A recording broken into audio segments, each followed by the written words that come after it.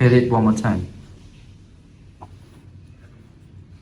You can see lots of animals at the beach.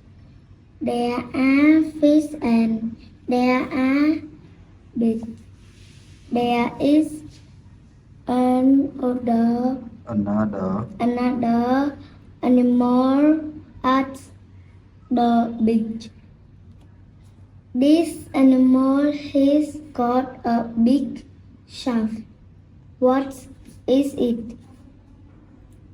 It is a crab.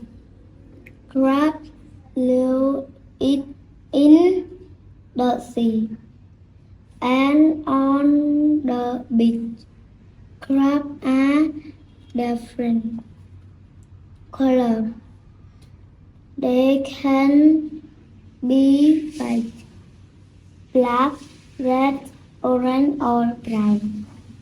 They have got 10 legs. Two legs are big, and 8 legs are small. Small.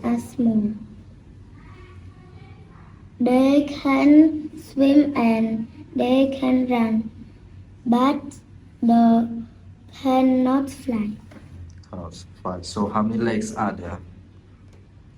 8. Actually, they count this one as leg also.